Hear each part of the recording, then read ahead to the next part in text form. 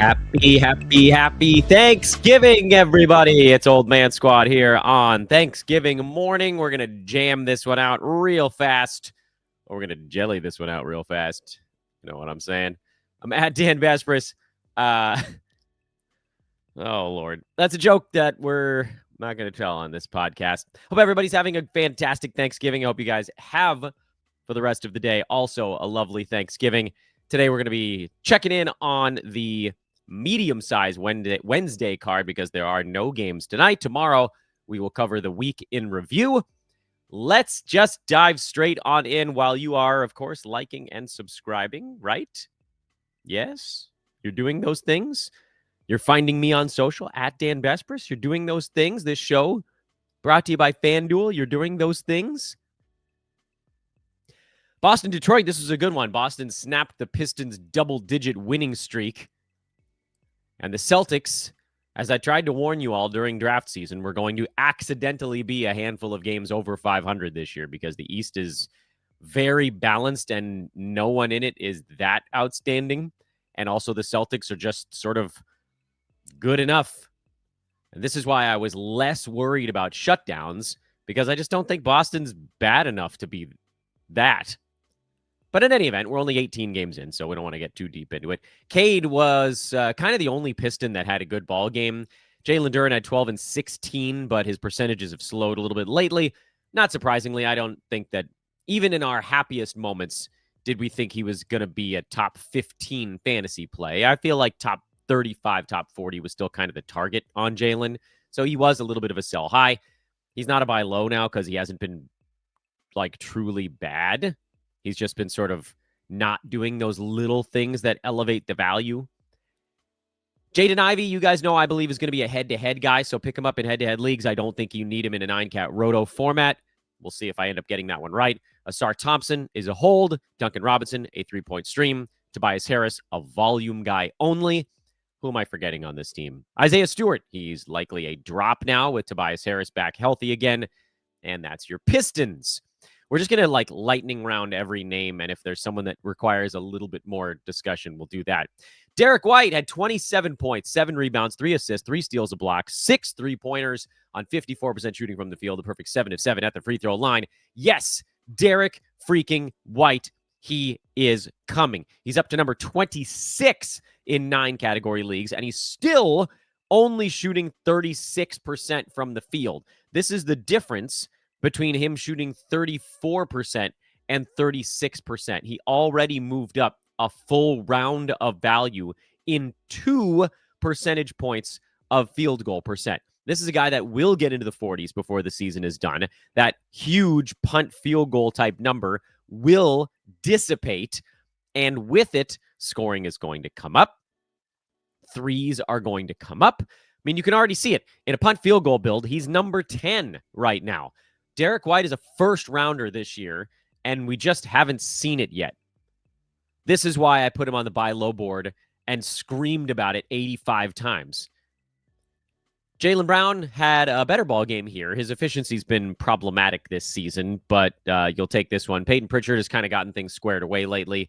So I think both he and Derek White, we can basically say, are no longer buy lows because they've been good enough lately. Although, honest to God, I don't think people even realize how good Derek White's about to be.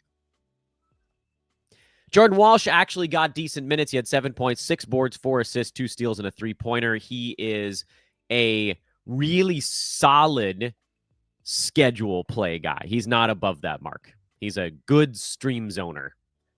Baylor Shireman played 30 minutes. I don't care. Luka Garza got the start for the injured Nemias Queta. I don't care. Try to hold on to Queta. He was playing really well before going down as a top 100 center. That's a guy that should be on rosters. And we move on. The New York Knickerbockers are down OG Anunoby and Landry Shamet, but Deuce McBride, who came back in the previous ball game, had a better one here. He still only got 8 shots. I think that was the important thing to look at. There's just not going to be enough for him. I know he had the 5 3-pointers and he had the 2 steals in this game, but Deuce, much like whoever the hell I just mentioned, Jordan Walsh in the previous ball game, is a very good head-to-head streamer. Josh Hart, everything's fine there. He was a buy low at the beginning of the season or a hold or whatever you wanted to call it. He's inside the top 100 now on the year.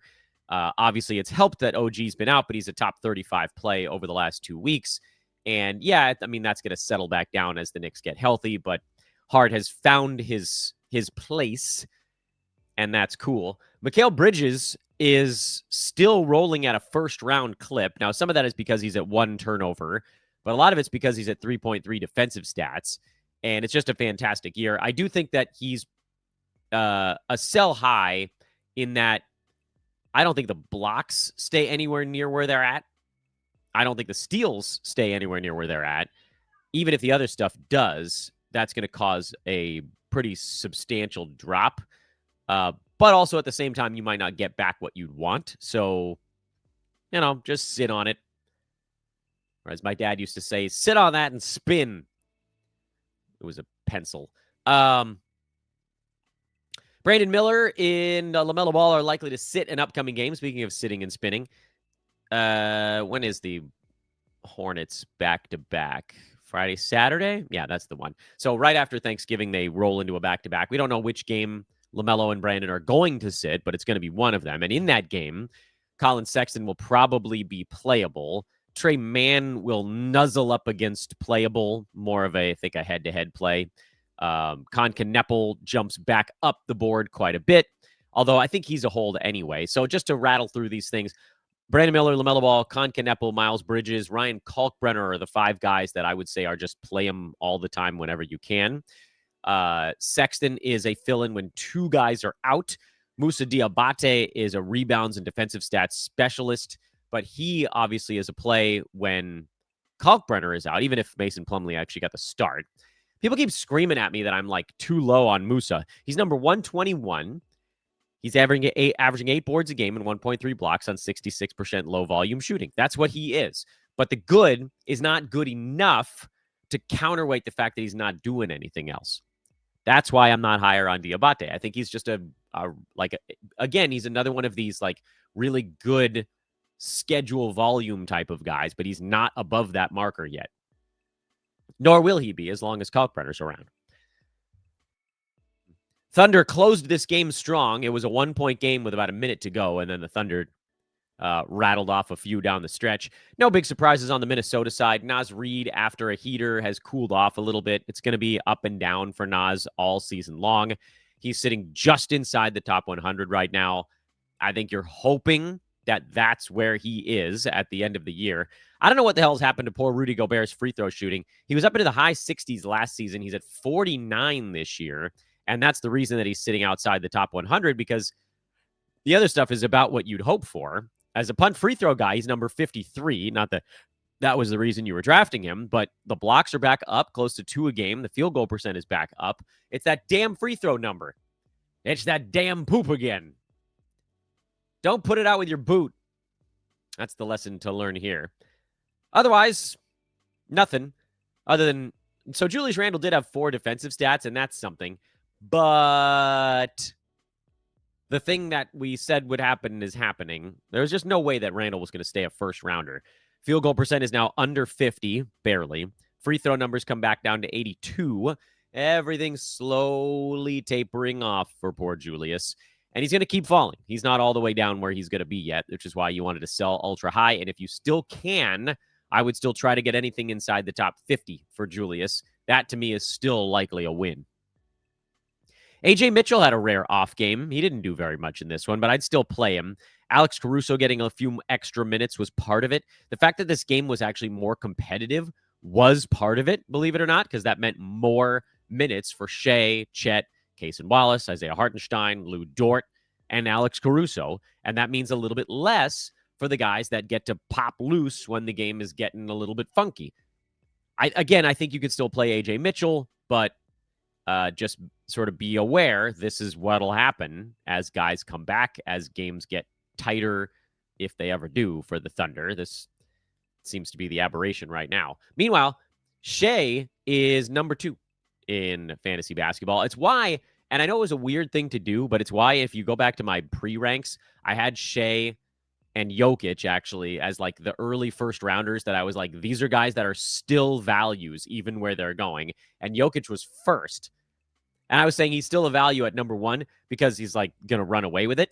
And Shea going at number 4, I thought was a fantastic value. I took Shea at 2 in a couple of spots, and people all looked at me like I was nuts. But he's in a dead heat with Wemby in per game value, but his is not tied up so heavily in one category.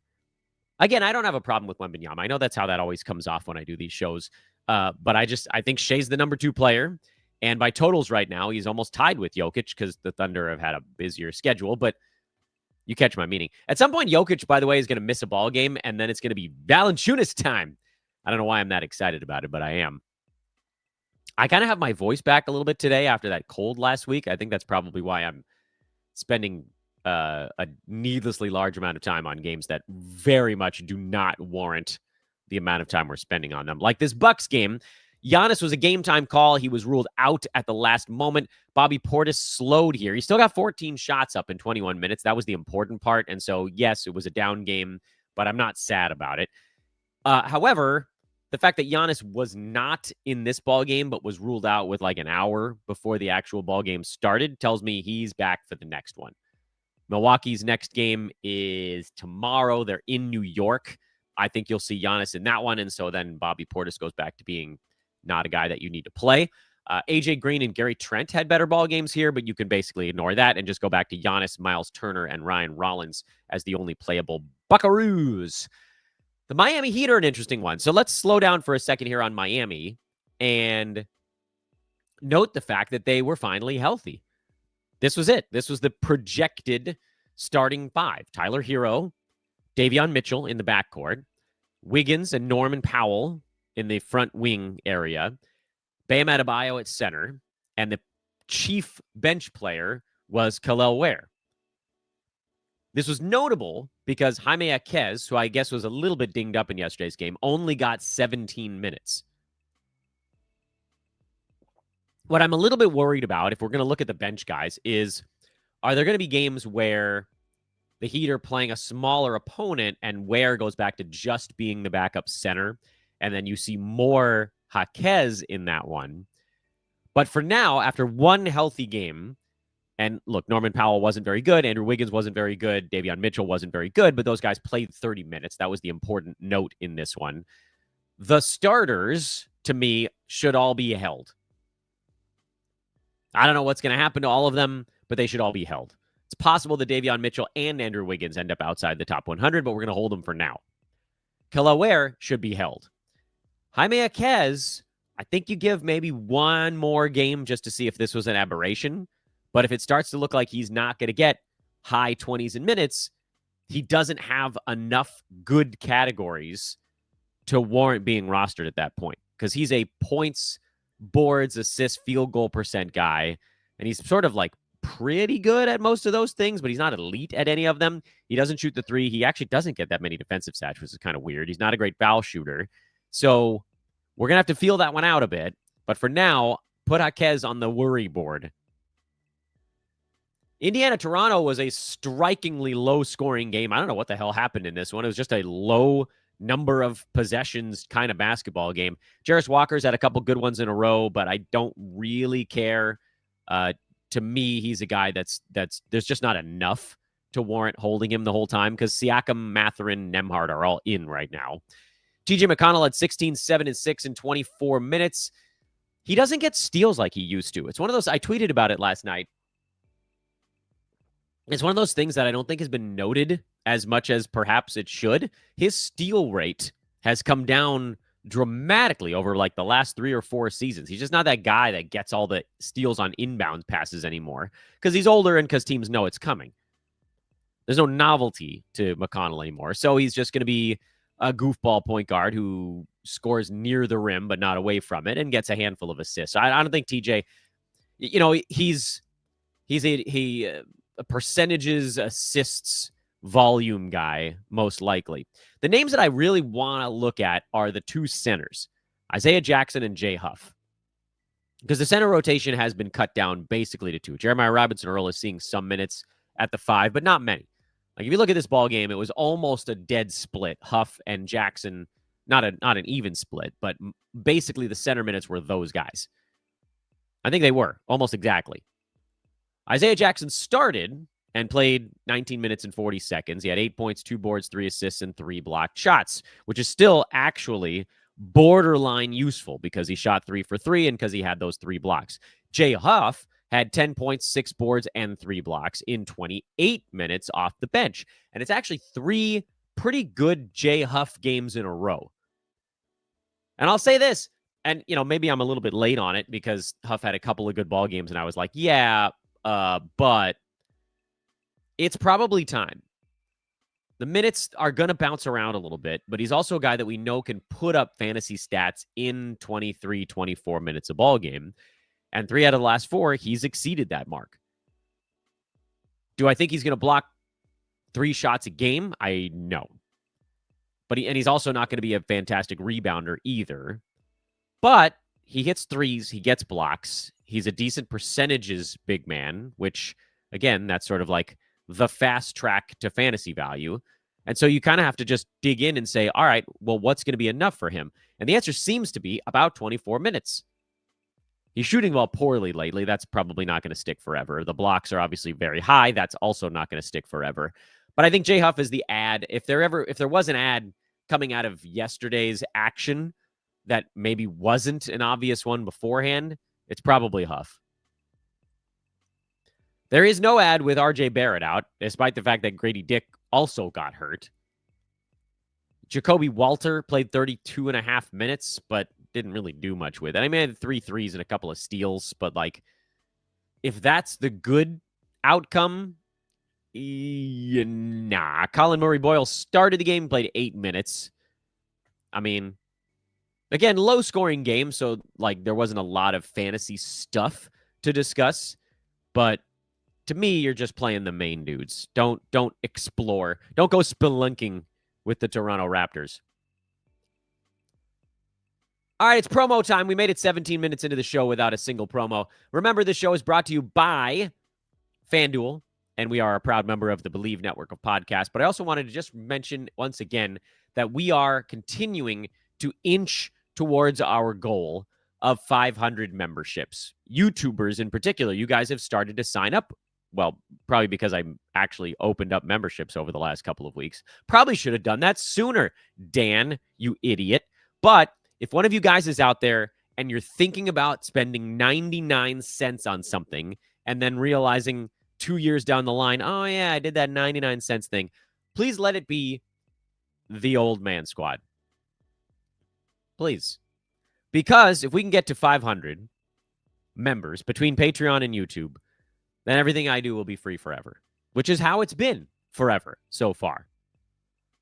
And I feel extremely confident that we're going to get there because we're going to do this entire season and we're going to do next season as well, just trying to get to our financial goals, which you're like, Dan, how the hell do you have financial goals? What's the overhead of doing fantasy podcasting and social media? Well, the overhead is I need things for my kids to do and people to watch them so that I can do these things. So as you've heard on this show many times, I'm just trying to cover childcare. That's it. I just want to be a break-even member of my household financially so that when I do all of this fun fantasy stuff, I'm not actually a drain on my home's resources. And that's why, and I ran the numbers, it's somewhere between 500 and 600 YouTube and Patreon members, assuming the podcast continues to grow, which it has been more actually than I expected, especially on the traditional side, iTunes, Spotify, year over year, then we're going to get there. But I do need your help because we're at about 300. We want to get, it's about 60% roughly of the way to the Patreon and YouTube goals. And so please do consider those things. And I want to wrap up the promo. Become a YouTube member. You can also ask me questions on YouTube. That works. Patreon members, you guys can send me messages over there if you really want to get a hold of me. That's, again, not really the point of it all, but it is a perk. So I made one perk, a perky perk. Memphis and New Orleans was a weird ball game. This did go into overtime, so we have to, grain of salt it a little bit. Jalen Wells had 25 points, but very nearly Bojan Bogdanovic this thing, so I'm not super interested in him. I love what we're getting out of Zach Edey so far. He was a great stash if you could handle it. JJJ finally had a better ball game. He's been decidedly blah all season long, but at least this was a little bit better. Now, if he might want to consider making a bucket, that would be great. Or blocking a shot, heaven forbid. He's at 1.2. But those guys are not the question marks. The question marks are Santi Aldama, whose minutes were down, but his efficiency was good enough to create a buffer against it. So I think you can hold on a little bit longer there. Vince Williams, who seems very streamable while Ja Morant is out. He didn't have a good ball game, but he did have 17 assists, which is crazy. 2 steals, a block, and like a lot of bad around those things. But whatever. You're not going to get 17 assists from very many dudes. So you're holding on to Vince until Ja Morant comes back. And then Cedric Coward, who was a little bit more pedestrian in this game, but also like not as bad as before. And he's been slumping pretty good. 12 points, 9 boards, 4 assists, a block on 5 out of 10 shooting is something you're going to take. Try to hang on to Coward. That's my stance on Cedric Coward. Do your absolute best to try to hold on to Cedric Coward if you can. If you can't, I understand. I just think you're going to miss out on something cool later on in the season. So do your best on that one. Meanwhile, the Pelicans are in full mix and match mode right now. No Herb Jones for a week. Sadiq Bey was the very obvious pickup there after one good ball game. Now he's had a couple of good ball games. He was a great fill-in for Zion for a couple of weeks. He's still like weirdly under-rostered given how surprisingly consistent he's been. When a wing has been out, he's getting plenty of usage. And yes, I know overtime that helped a little bit, but he's getting boards, he's getting steals, he's getting threes. Sadiq Bey should be rostered until Herb Jones comes back. Jose Alvarado has had 2 good ball games in a row, but I cannot bring myself to trust Jose. They want Jeremiah Fears to be the guy, but if he's getting toasted, they're going to go somewhere else. But I do think ultimately it's going to tip back to Fears. So Alvarado is a ballsy kind of can you catch lightning in a bottle sort of play. Derek Queen and Yves Missy is the next issue with the Pelicans. That minute share has tilted back towards Missy over the last couple of ball games. This is another one where I think you got to hold on to Derek Queen. And by the way, I don't want to say that I'm happy about it because I think any of us that have Derek Queen are like, we really just want him to, we just want him to crush from now until the end of time. But for many podcasts, you guys remember me saying there's going to be a dip for Queen before the eventual, like, not rise, but like leveling off and consistency. And then the dip didn't come even when Zion came back. But now you're starting to see it because he's getting outplayed by Missy. He's getting outplayed particularly on the defensive side. And so it's going to be mixing and matching a little bit. That said, I'm definitely not adding Missy. He's coming off the bench. They still want, like with Fears, they want Derek Queen to be the guy, but he's got to be better than he's been the last couple of ball games. Not from a stats standpoint. He still piles up fantasy stats, just from an actual reality playing basketball standpoint.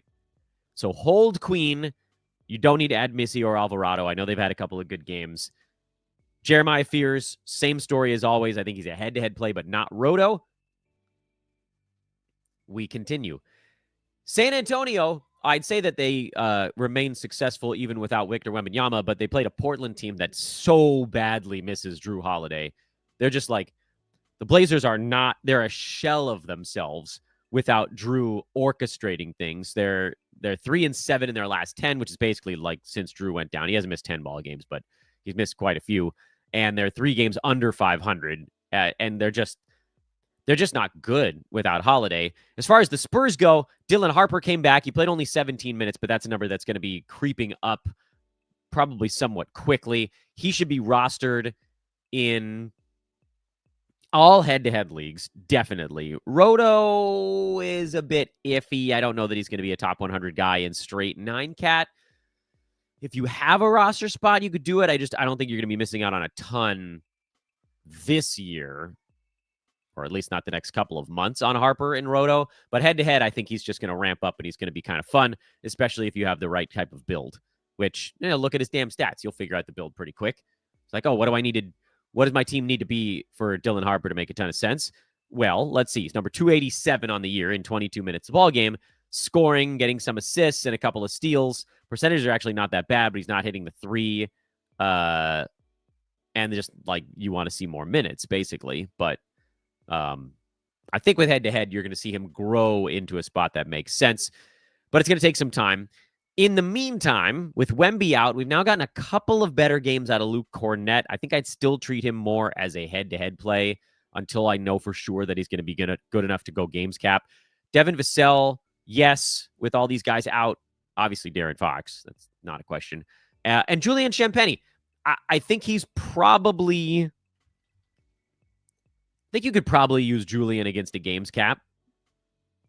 Last week, he's top 60, and he's not shooting all that well. It's mostly on threes and rebounds. So let's say yes to Julian Champagny in all formats until Wemby or Castle comes back. No, I mean, Keldon Johnson technically has been good enough lately. I just, the whole thing makes me very nervous. He's shooting 67% over that stretch, and that's why. So I think I would treat Keldon as an excellent head-to-head stream. Harrison Barnes also head-to-head only. Cornett, like I said, head-to-head only. Harper is a head-to-head guy that you're probably holding longer term as opposed to these other guys I just mentioned that are more the Stephon Castle and Wemby replacements. And then Fox, Vassell, and Champagny you can probably use in all formats until guys come back, and then you bump everybody down the board. Time Lord had another good ball game in 20 minutes. I mean, it's just a matter of time until his body falls apart. You guys know I love me some Time Lord, but there's just no way that his body can handle whatever they're going to try to put him through. That said, if you look at the games where he's getting 16 minutes or more, he is very close to fantasy value. I don't think he's going to block 4 shots a game every day. It's why we didn't really notice him until he blocked 4 shots, because his previous 15, 17-minute games, it was like 6.6 boards and a block. And so, no, I don't think you need to be picking up the Time Lord. He's not going to play in back-to-back, so it's not like he's a good schedule play either. He's great for what he is, and if Donovan Clingan misses a ball game, you'd probably drop him in and assume he gets close to 20 minutes in that one. But as long as Clingan's around, the Time Lord is very much just a defensive stats specialist that I would probably not use in all too many spots. Shaedon Sharpe, they've still got coming off the bench. I don't know how long that's going to stick. Might end up being long-term. I actually thought that's what the Blazers were going to do to start the year, but I hope that he and Jeremy Grant flip-flop. I don't know. Neither one of those guys is a roto play. Sharpe is a guy that should ramp up to being a solid points league guy. Jeremy Grant's been a sell high since the very first good ball game he put together. And again, we just sit and stare and wait for Drew Holiday to show up and wait for Toumani Camara to shoot better than frickin' 30-something%. Be better, Toumani. I know you can be. He's number 112 by totals. I guess totals is not what you're looking at. He's more like 150 per game because he's shooting 40% from the field and 70 at the free throw line. And we're about 0.3 steals too low. Everything else is exactly where it needs to be. We just need the percentages to come around. Well, they will. Phoenix got another nice victory. Solid play here from Mark Williams, who's quietly had a decent season. Nobody, and I'll admit, I'm still worried about Mark. He's top 50 because he's a high percentages big man who can score, and he's doing enough defensively. But I am worried that at some point, he's going to crump. As the Suns are currently constructed, this is me repeating myself, Colin Gillespie started this ball game, which, I mean, he was already a guy that you should have been starting every day anyway, as long as Grayson Allen's been out. But with a starting gig, he went real big. Royce O'Neal is a start. Dylan Brooks is a start. I know he wasn't as good in this ball game, but he's been good on the season overall. The steals number starting to come down a tad, but the usage has been high enough to get him in there. The one thing that changed game to game was Jordan Goodwin moving back to the bench and Gillespie starting instead. Goodwin actually still ended up having a good enough ball game, no matter where you may have started him. But in 24 minutes, he's not a guy that I'm going to plop into my games cap lineups. You could probably use him as kind of a boards defensive stats type streamer if you needed that in head-to-head. But Roto, Jordan Goodwin moves back to a no if he's not in the starting 5. Keegan Murray is absolutely dominating so far this year. I'm so happy. He's number 17 in his 4 ball games so far. And yeah, a lot of that stuff's not going to stick. But also, this is a guy that we always knew had another gear, and we just didn't know when, if ever, we were going to get to see it. I think we're seeing some of it right now because the Kings are bad. And so he sees an opportunity to be like, you know what, I can kind of put my fingerprints on this. I'm like the only guy that they're not trying to trade right now.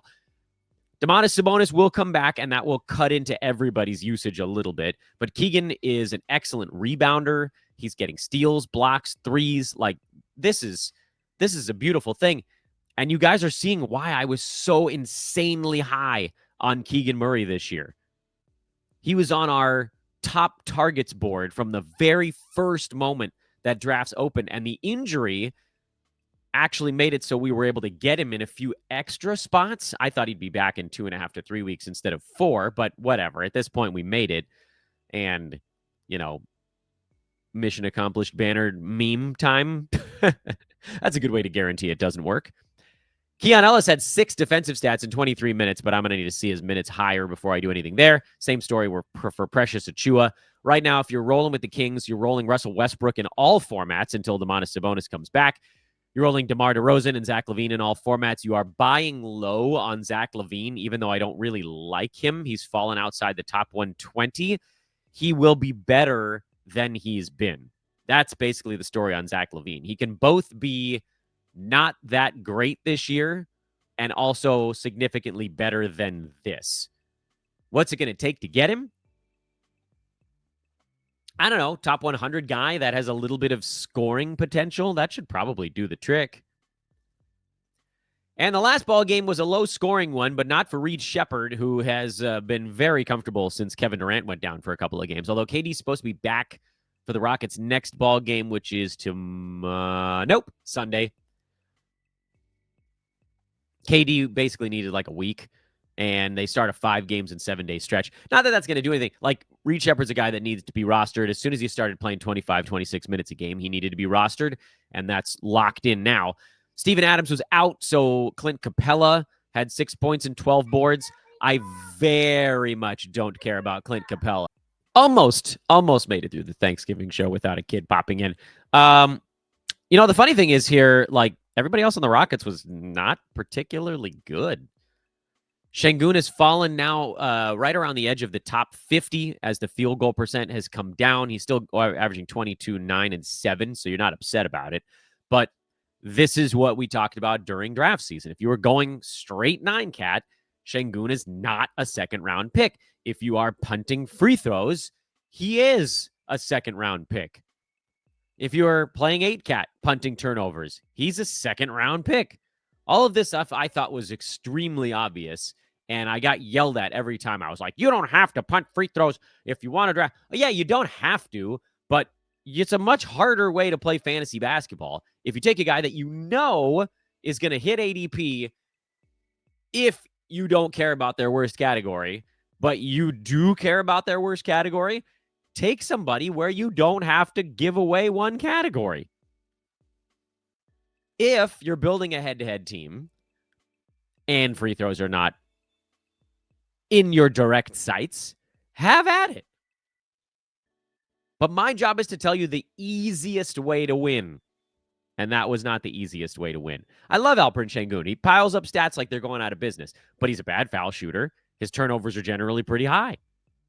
And the whole, like, he's going to hit 4 3-pointers a game nonsense, that's also not happening. Got off to a good start, though. The Rockets are interesting because they're winning a crap ton of ball games, and they're doing it without any of their players being ultra impressive. They're 12-4. Like, this is a good team. They win on the road. They win at home. And yet, I don't feel like KD's been very good so far. I don't feel like Amen Thompson's been very good so far. They have another gear. Ah, man. I was very excited to get some money down on the Rockets to win the title until Freddie VanVleet got hurt. That's the thing. Well. Steph Curry got himself a quad contusion. We've seen that that's knocked Grayson Allen out for a couple of weeks. Shams reported this morning, Thanksgiving morning. Today we give thanks for a Shams tweet saying that the Warriors think Steph is only going to miss around a week or a little more, which is nebulous to say the least. I think I would probably just assume he misses about 10 to 14 days. And then if he comes back before that, just consider yourself lucky. It sucks. Guys get hurt. There will be a couple of guys at the end of the season that actually made it through the year without any kind of real ding to their numbers. Steph, I mean, again, like a week and a half, if that's what it is, you're talking about 5-6 ball games. That's not really that big of a deal. Basically, every single player in the NBA is going to miss 5 or 6 ball games this year. Almost every single one. Someone won't. Somebody won't. And will be like, oh, damn, that's amazing. And that guy will probably get a little bit of a bump next season for good reason, because we're trying to hunt these guys, but it is what it is. I would say, based on what we've seen so far, because remember, Steph missed a couple of ball games earlier, but Moses Moody wasn't really fully keyed up at that point. We have a few options. Option one, Moses Moody. To me, he's probably the safest of the fill-in options because we know he's going to get threes and steals, and that creates sort of a floor for what he could do while Steph is out. Option number two, Brandon Podziemski, who came off the bench for 14, 4, and 2. He's a little bit more of your well-rounded option, but if things are not going well for him, they could turn sour a little quicker. Option three is Will Richard. Will Richard? I'm asking it as a question, who had 18, 6, and 2 yesterday, and he's the guy that's going to shoot his way into fantasy value. What's the actual answer to this question? I don't think anybody knows yet. A lot of people on Twitter are extremely confident in my mentions that it's going to be one of those three guys, and 1/3 of those people are going to be right.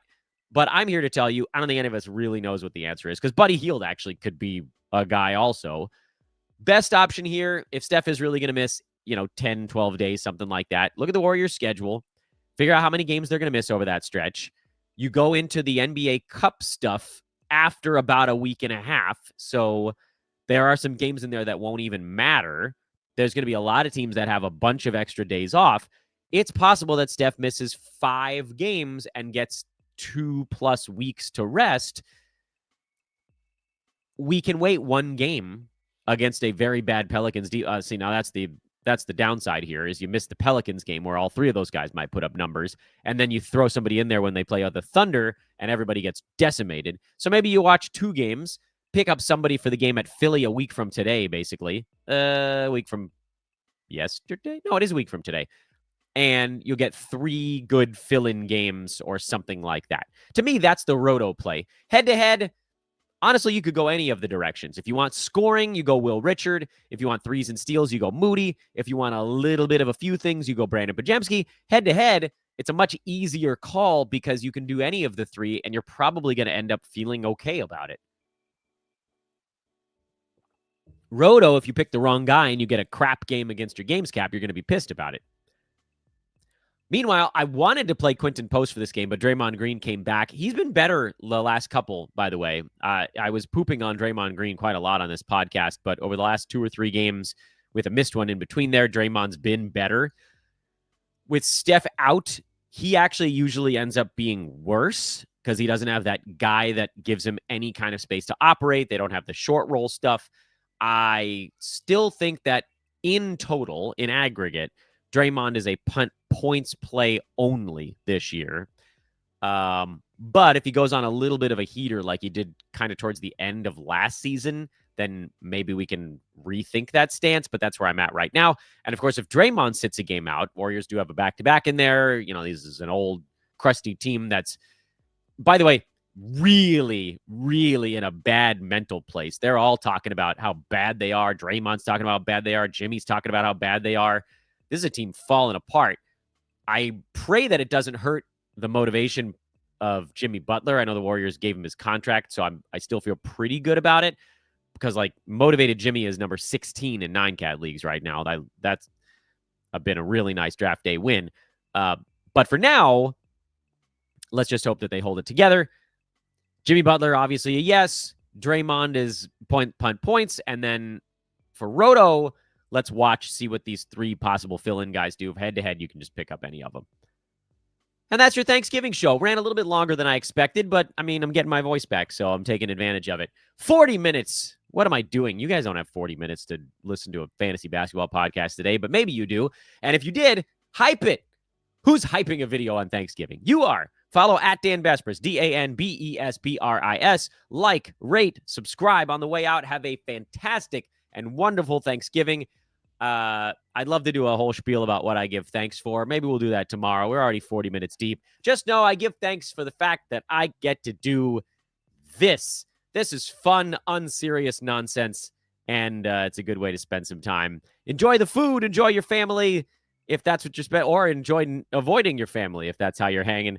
And we'll see you guys tomorrow for a little week in review action here on Old Man Squad Fantasy Basketball presented by FanDuel. If you have 99 cents, I'll give thanks for that. Check it out, maybe. See you tomorrow.